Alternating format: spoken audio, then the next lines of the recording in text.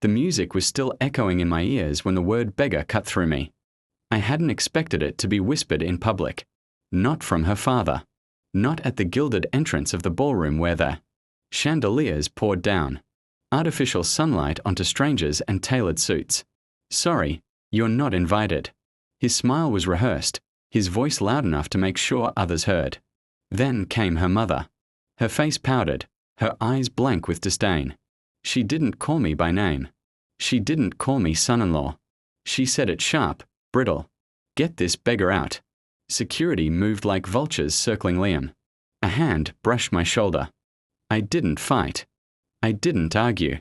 I turned, walked.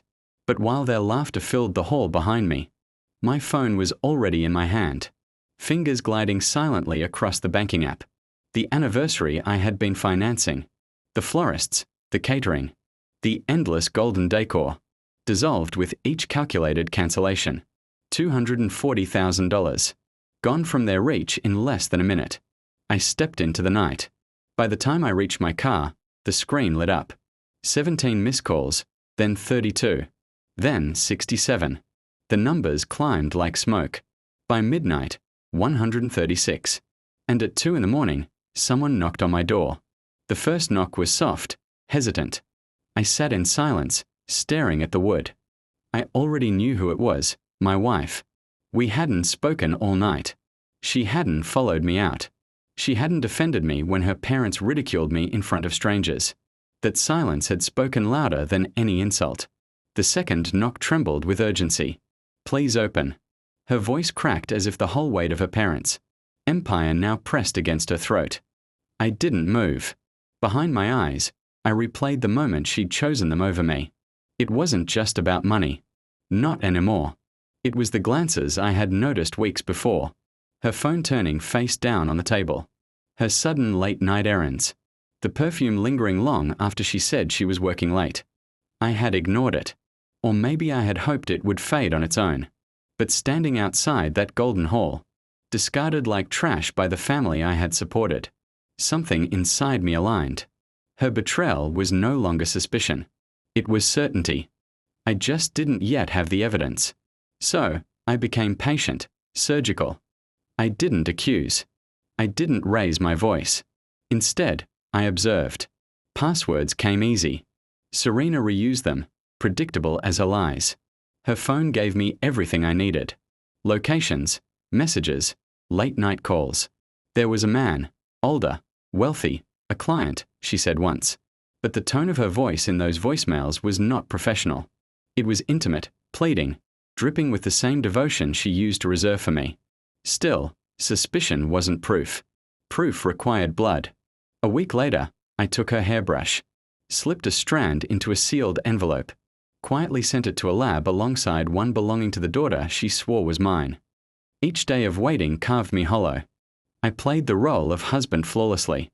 Smiles at breakfast, polite nods at dinner, a ghost beneath my own skin. But inside, I was a furnace of calculation. Every glance she gave me was measured against what I knew.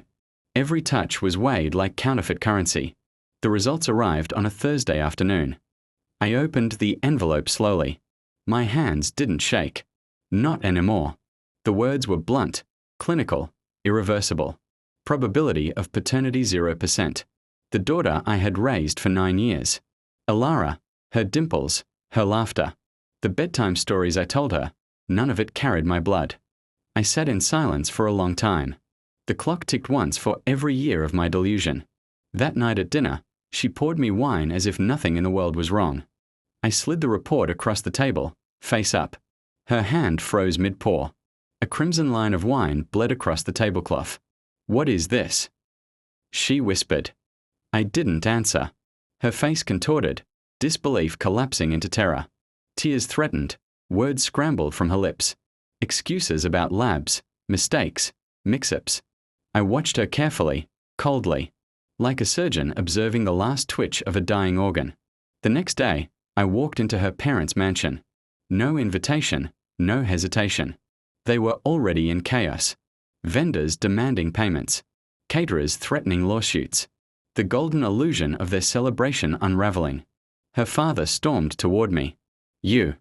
I silenced him with a single sheet of paper. The paternity test. He froze. His wife gasped.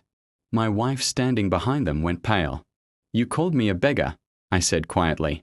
Yet I was the only one financing your empire. Every dollar, every lie, every illusion you live on, I held it together. Not anymore. Her father's face crumpled. My wife fell to her knees, sobbing, reaching for me. I stepped back. Her touch no longer existed to me. There was no shouting, no violence, just the unbearable silence of truth pressing down on them like a coffin lid. I left the papers on their marble floor and walked out into the night. No one followed. By the time I reached my car, my phone buzzed again. Messages stacked one after another. Desperate apologies, pleas for forgiveness, promises of change. I deleted them all. There was no rage left in me, only clarity. They had built their world on my back, on my trust, on my silence. Tonight, I had returned everything to them, stripped of my name, my money, my blood. I drove away without looking back. Some truths don't demand closure.